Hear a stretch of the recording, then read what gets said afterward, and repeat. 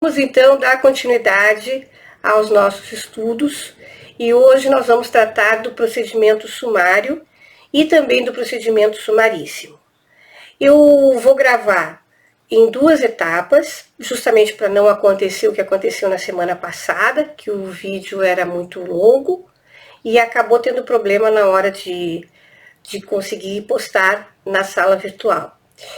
Quero dizer a vocês também que agora se trata da aula 3, o conteúdo está ainda, talvez encontre um pouco nos slides da aula 1, mas tem os slides que eu já postei na quarta-feira das aulas 3 e 4, que são justamente essas que nós vamos abordar agora, e provavelmente as próximas 2 ou 3 aulas, que serão dos procedimentos referentes ao Tribunal do Júri, os crimes de competência do Tribunal do Júri.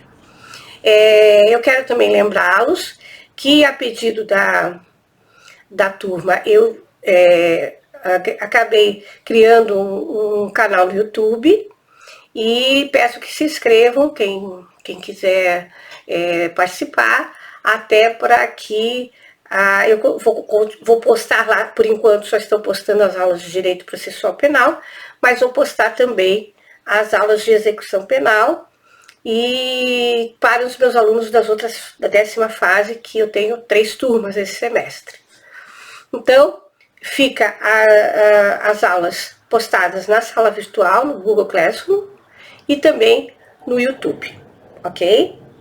Bem, depois eu vou gravar um outro vídeo, então, aí respondendo algumas as questões das nossas atividades e também algumas perguntas que foram feitas por alunos que têm respostas um pouco mais longas, então eu deixei para discutir aqui com vocês e trazer minha opinião a respeito, né? Não que ela não seja possível de contraditório, não seja possível de discordância.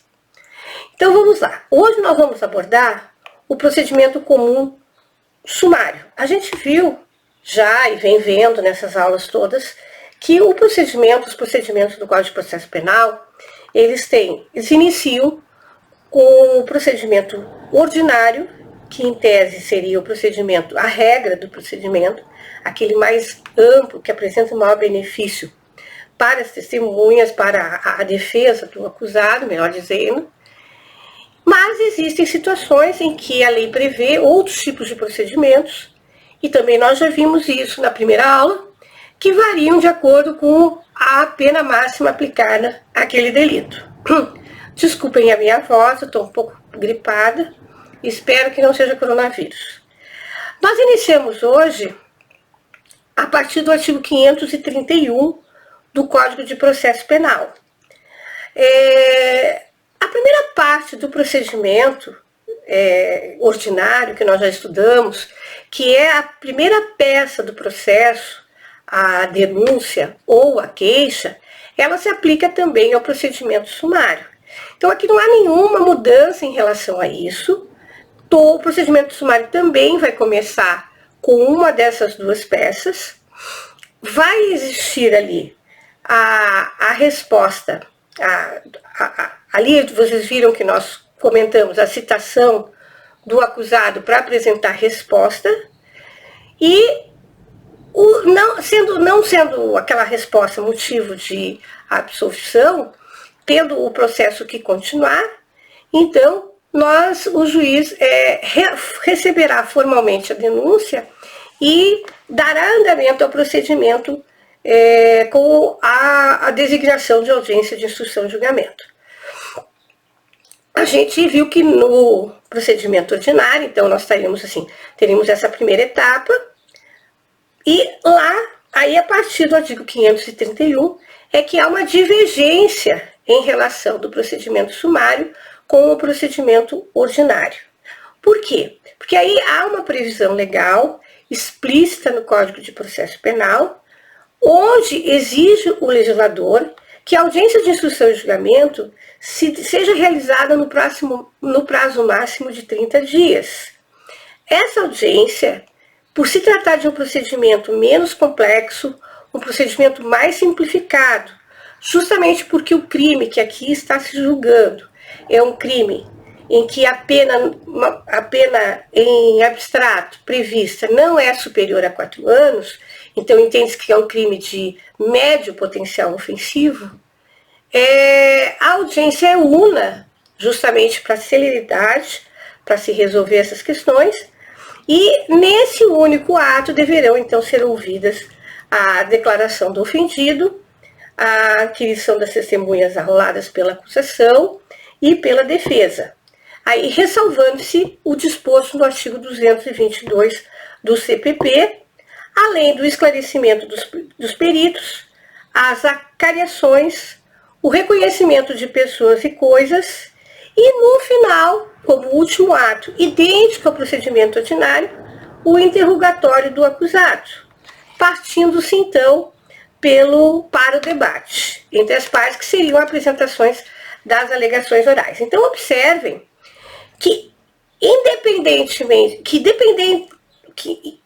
que em relação ao prazo de marcação da audiência, há uma diferenciação com o procedimento ordinário, porque ali nós estamos tratando de crimes que têm pena superior, em abstrato, superior a 4 anos, são crimes bem mais graves e que precisam, às vezes, de uma dilação probatória muito maior. Aqui nós estamos tratando crimes de médio potencial ofensivo e, por esse motivo, a gente vai ter um prazo máximo para a designação da audiência. Eu digo o juiz, obviamente, né? Mas no restante, se você analisar o artigo 531, em relação ao procedimento ordinário, você vai ver que as pessoas serão ouvidas na mesma ordem. Não existe uma diferença nisso. Lá também, primeiro se ouve o ofendido, depois as testemunhas de acusação, depois as testemunhas de defesa, depois se procederá ao esclarecimento dos peritos, a cariação, reconhecimento, e por fim, o interrogatório do acusado, que eu já expliquei, que terá a oportunidade, então, de ter conhecimento de toda a prova que foi trazida ao processo e depois de conhecer essa prova, ele apresentar, então, a sua versão em relação àqueles casos.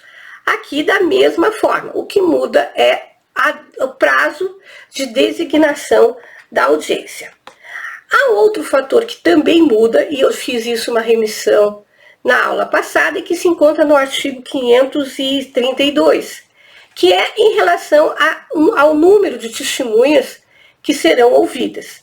Nós vimos que no procedimento ordinário, o número de testemunhas máximo, tirando os informantes, seriam 8 testemunhas para cada fato que a pessoa fosse acusada, tanto para a defesa quanto para a acusação, lembrando da paridade de armas. Aqui, como o procedimento, o crime é um pouco menos grave, nós temos então um número máximo de testemunhas, acusação e defesa, num total de 5, o que está previsto no artigo 532. E tudo isso que eu estou falando, vocês vão encontrar lá no 533, quando o legislador diz que aplica-se ao procedimento sumário o disposto nos parágrafos do artigo 400 desse Código de Processo Penal. Então, a parte inicial, e tirando essas questões, não altera em nada. Não altera em nada. A partir do prazo para a designação de audiência de instrução e julgamento, é que nós vamos ter uma alteração em relação a um e ao outro. E também em relação à questão do número de testemunhas que podem ser ouvidas para cada fato. Lembrem sempre disso.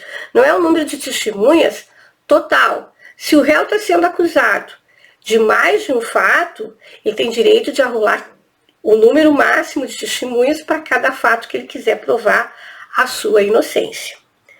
E no restante nós vamos observar o que diz o procedimento ordinário. Aqui há uma outra diferença que eu também já fiz menção na aula passada, é que o procedimento ordinário, ele prevê, após o interrogatório do acusado, a possibilidade das partes requererem diligências. E o que seriam essas diligências? Às vezes, a oitiva de uma testemunha que foi mencionada, que até então não era conhecida, às vezes a verificação de uma determinada situação que foi mencionada nos depoimentos, enfim, várias situações que sirvam, ou várias que sirvam para esclarecer, ou melhor, produzir aquilo que se pretende. No procedimento sumário, isso não é adotado, não existe na legislação nada que diga que haverá diligências, porque nós vimos, e no direito penal, no direito processual penal, o regramento ele tem que estar previsto em lei. Não há possibilidade, a gente viu isso na primeira aula, de que, mesmo com o acordo das partes, haja uma mudança neste regramento, porque isso levará certamente a uma nulidade do processo e terá que ele ser refeito. Então, nós temos que observar atentamente o que diz a lei para aplicar conforme ela prevê. Também já fiz isso a vocês, mas para a gente reforçar, que eventualmente, se um crime deveria ser processado pelo rito do procedimento sumário, mas equivocadamente acaba sendo pelo procedimento ordinário, não resta nenhum prejuízo ao acusado, porque nós temos um procedimento maior, um procedimento mais dilatado, com maior produção de provas, que só vai enriquecer o debate e enriquecer o processo. Agora, o contrário não é verdadeiro. Se um delito que é de competência do procedimento ordinário vier equivocadamente a ser processado no procedimento sumário, nós temos sim, estamos diante de uma nulidade pelo não cumprimento do disposto no que a lei prevê, já que o procedimento sumário é mais concentrado, tem um número menor de testemunhas que não oferece tanta possibilidade de defesa ao acusado. Então, nós estaríamos diante de uma arguição de falta de defesa, de impedimento da ampla defesa e do contraditório, que não se pode negar que, evidentemente, ocorre. Se eu posso, num, arrolar 8 testemunhas e no outro só 5, evidentemente que aqui nós já estamos com 3 testemunhas a menos no procedimento sumário do que do ordinário. E isso pode ter relevância naquilo que a defesa ou que o Ministério Público pretende provar. Outro ponto que é importante ressaltar é que, além da fase de diligências, que nós já vimos, que não existe no procedimento sumário, há a possibilidade no procedimento ordinário de que as alegações finais, que é a próxima etapa, elas sejam feitas de forma escrita. Muito embora a lei mencione em alegações de forma oral, mas ali há uma possibilidade, uma exceção, de que, por se tratar de crimes de gravidade, muitas vezes muito complexos, com muitos réus, com muitos defensores, que seja, então, para efeitos de eficácia, para efeitos que o processo ande mais rápido, que seja deferido aos defensores que ofereçam suas alegações finais por memoriais, que é o que a gente chama as alegações finais escritas. Já no procedimento sumário, isso não é possível, porque o artigo 534, anotem aí, ele é específico dizendo, e o legislador assim tomou total cautela, não abrindo margem para esse tipo de coisa, muito embora na prática a gente veja situações assim que fogem um pouco do artigo 534, mas ele ali determina que as alegações orais sejam, se as alegações finais sejam na forma oral. Ou seja, encerrado a instrução probatória, com o interrogatório do acusado, o juiz então passará a palavra para a acusação, que terá o prazo de 20 minutos, prorrogáveis por mais 10, para apresentar as suas alegações finais. Depois, o mesmo será feito para a defesa e, no momento subsequente, o juiz, então, também de forma oral, proferirá a sua sentença. Vejam que já é um procedimento mais enxuto, em que na única audiência, que era o interesse do legislador, na única audiência se concentrasse todos os atos do processo, desde a instrução probatória, o início da instrução probatória, até a sentença, onde já se resolveria o litígio, ou já se resolveria a demanda, dizendo se o réu é culpado ou se ele é inocente e aplicando a pena caso ele venha a ser condenado. Então, é também um ponto importante, porque embora na prática algumas vezes isso não seja respeitado, ele está previsto em lei e assim deve ser procedido. Nós não podemos alterar a forma que a lei define. E também, no procedimento ordinário, como serve para as alegações, há possibilidade de que o magistrado ofereça a sentença, faça a sua sentença por escrito. Enquanto que aqui, o próprio artigo 534, no seu final, faz menção que a sentença deverá ser proferida em audiência de forma oral. Hoje as nossas audiências são todas elas gravadas, são todas elas, realmente se tornou muito mais fácil, porque de se fazer isso em ato único. Porque algum tempo atrás, essa reforma aconteceu em 2008. Antes disso, as audiências, não havia essa possibilidade de gravação das audiências, e antes disso, tudo era tomado a termo. Então, o que é isso? Tudo aquilo que as testemunhas falavam, o juiz ditava para que o escrivão reproduzisse por escrito. Então, isso tomava um longo tempo, porque você queria a testemunha, você fazia a pergunta ela respondia a pergunta, e você ainda dizia para o escrivão o que ele deveria constar no termo. Então, aqui a testemunha que viu o acusado saindo da casa da vítima a tal hora, tal só. Enfim, ele teria que reproduzir aquilo que a testemunha estava falando. Hoje isso não é mais necessário, com o avanço da tecnologia, graças a Deus, o que tornou assim, mais efetiva essa prestação jurisdicional, o que tornou mais efetivo a aplicação do artigo 534.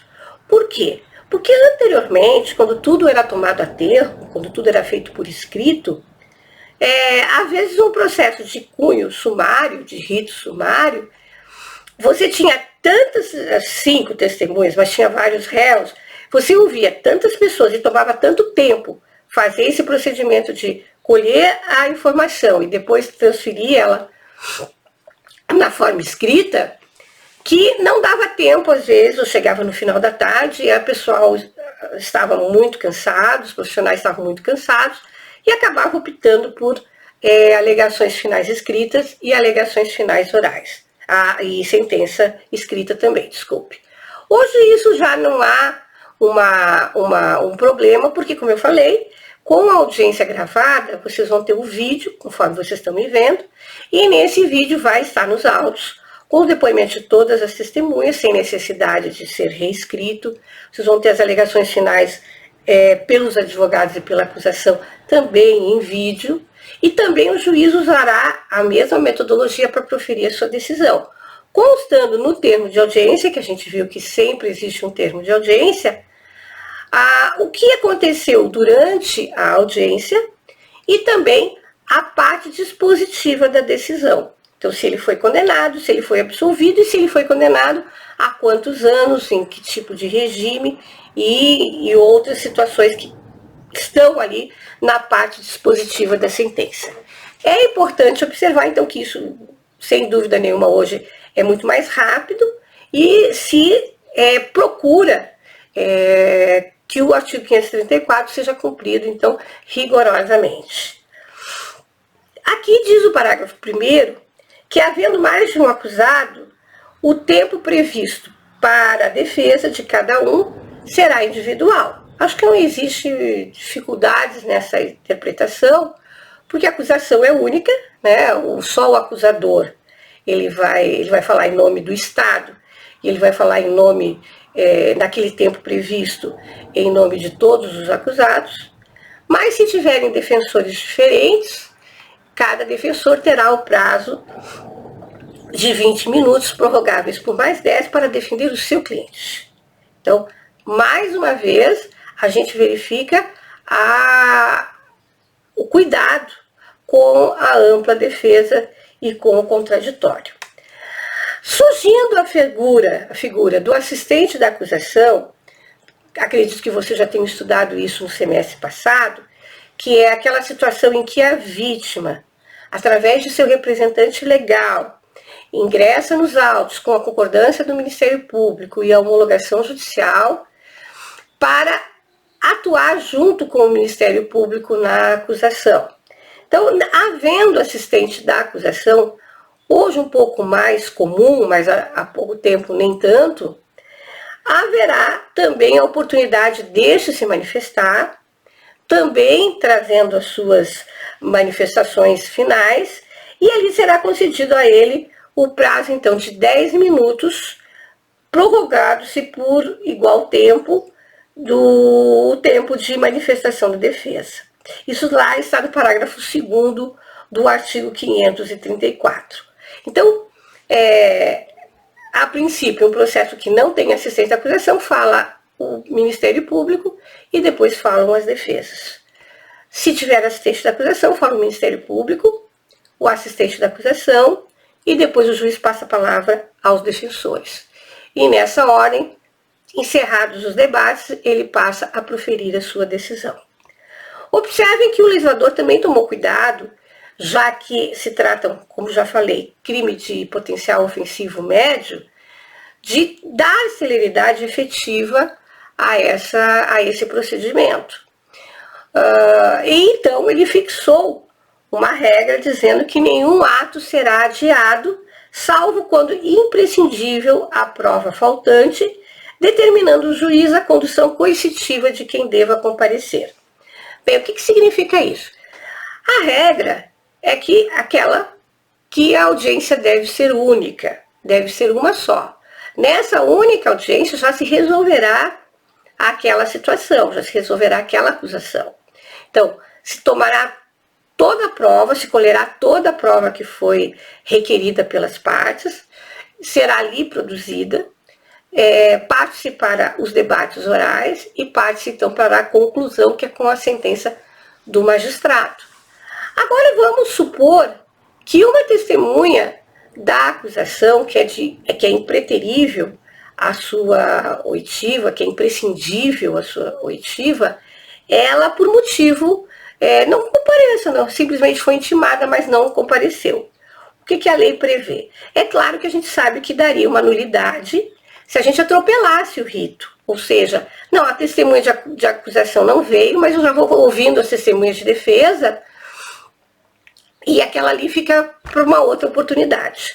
Não pode se fazer isso, porque nós estamos aí entrando no princípio da ampla defesa e nós estamos ali violando esse princípio. Então, a lei prevê que, se isso acontecer, pode ser testemunha da acusação, pode ser testemunha da defesa, ou seja, qualquer obstáculo que não permita que a audiência se torne única, ele poderá parar naquele momento em que faltam ainda testemunhas a serem ouvidas, não poderá dar o seguimento, ouvindo as outras que estão presentes, e terá que marcar uma nova data e prever a lei que conduza coercitivamente essa testemunha. O que é uma condução coercitiva? A condução coercitiva, ela acontece quando a testemunha, ela sem motivo justificado, deixa de comparecer ao ato. Ela é intimada, ela está ciente da audiência, ela, portanto, tem a obrigação de comparecer, mas ela não dá importância e não comparece. Então, o juiz, ele vai designar uma nova audiência, a não ser que a parte que a arrolou requeira que seja dispensada a oitiva dessa testemunha, e nessa nova audiência ele vai mandar intimar de novo, e o oficial de justiça, na hora, alguns minutos antes da audiência, irá conduzir a testemunha da sua casa até o prédio do fórum, arcando a testemunha com as despesas, as diligências do oficial de justiça. E até uma multa que poderá ser aplicada pelo juiz pelo fato de ela ter desobedecido e não ter comparecido na audiência anterior. Óbvio, né, que isso é comum acontecer, que a gente, antes de inquirir a testemunha, se pergunta a ela o motivo que levou ao não comparecimento na audiência anterior. Óbvio também que a gente sabe que as pessoas são muito atarefadas e que podem esquecer. Então não é assim uma obrigatoriedade de que você aplique a multa para aquela testemunha, considere ela desobediente, enfim, você vai ouvir os argumentos, ouvir o porquê do não comparecimento e dentro do teu princípio aí de convicção, se realmente é uma testemunha que não está se furtando à sua condição de prestar depoimento, você pode relevar isso e deixar de cobrar a multa pelo não comparecimento dela na audiência anterior. Só que ela vai ter que arcar com as diligências do oficial de justiça, porque fez o oficial de justiça se deslocar uma vez mais para intimá-la, quando isso será totalmente desnecessário se ela tivesse comparecido na data primeira que foi aprazada. Então, a gente observa essa situação, porque assim, muitas vezes as testemunhas elas acham que não precisam justificar se elas estão doentes, elas esquecem, às vezes não é má fé mesmo, não é interesse de procrastinar o processo ou de fazer isso com a intenção de beneficiar qualquer uma das partes. E aí nós temos que ter um pouco de equilíbrio ao dosar essa situação. Já o artigo 536, ele já parte para a forma como a testemunha será inquirida. E isso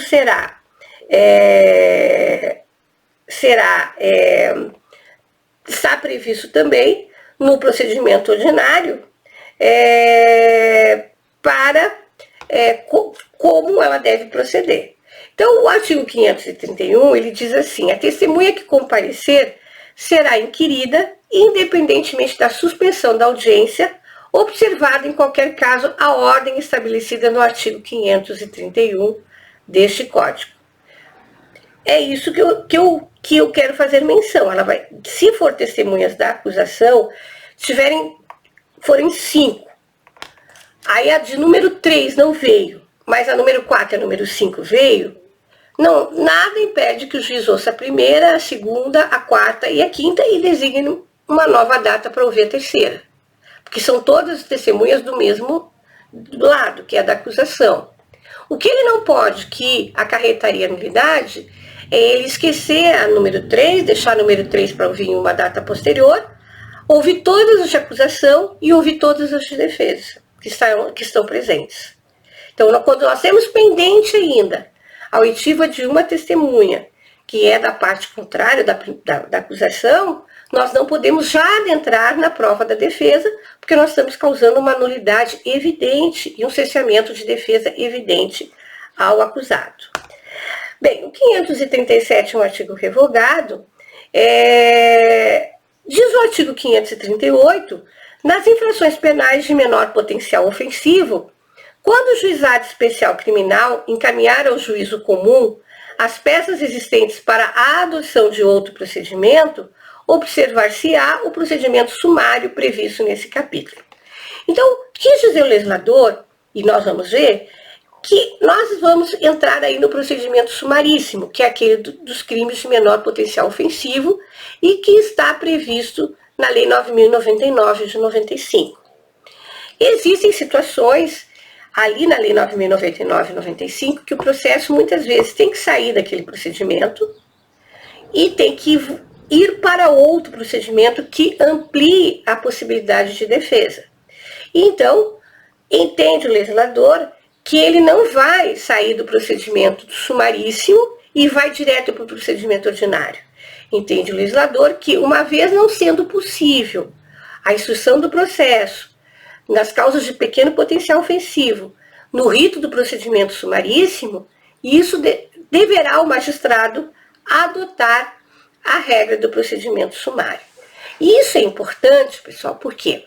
Porque nós temos, às vezes, quando nós temos uma única vara criminal, é o mesmo magistrado que vai tomar o depoimento, que vai fazer que vai presidir os processos, e ele que vai adotar o procedimento ordinário, ele vai adotar o procedimento sumário, ele vai adotar o procedimento sumaríssimo, dependendo da infração.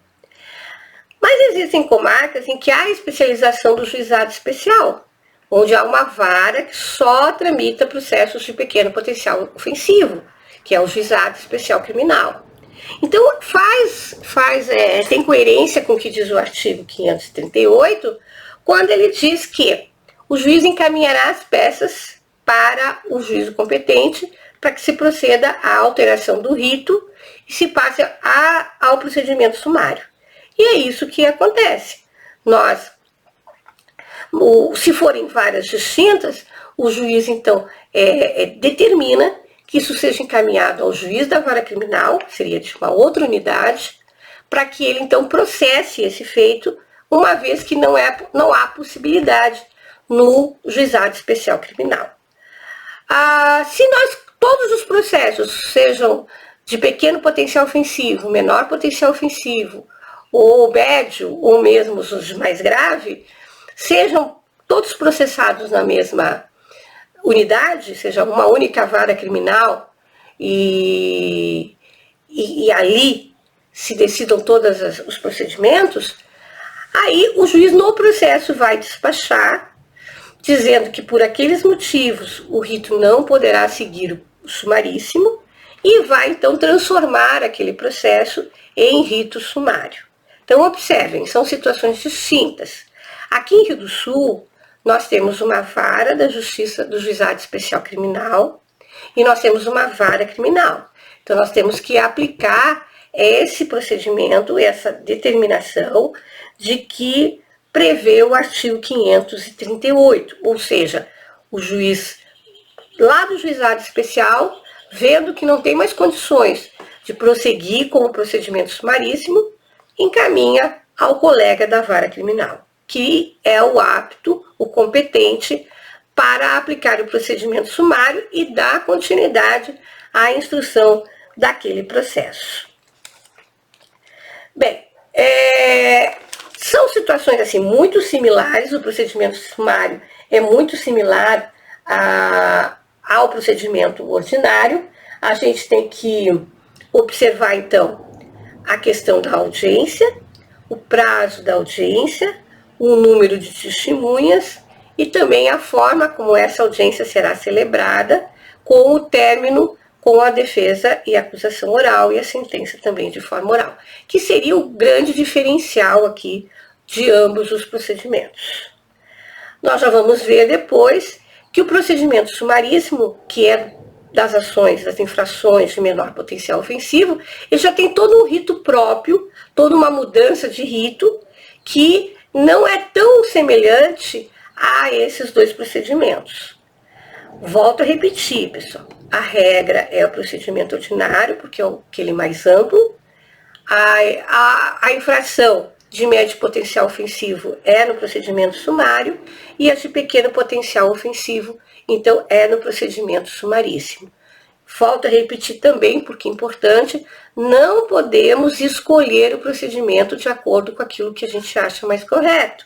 Não podemos entender que uma infração, por exemplo, um roubo, haja um procedimento no sumaríssimo para apreciar essa conduta e chegar-se a uma conclusão. Porque nós estaríamos completamente divorciados do que determina a lei penal. Então, fica bastante claro, eu acho, que como se dá o procedimento ordinário, tudo se aplica, e ali o código prevê expressamente que tudo que não se diferencia se aplica o que é previsto para o procedimento ordinário. Então, o que se diferencia é aquilo que nós comentamos aqui e aquilo que está descrito na própria lei processual penal. Ok? Então, não vejo assim, maiores dúvidas em relação a essa situação. Portanto, agora eu vou pausar e volto para a gente falar sobre o procedimento sumaríssimo. Ok?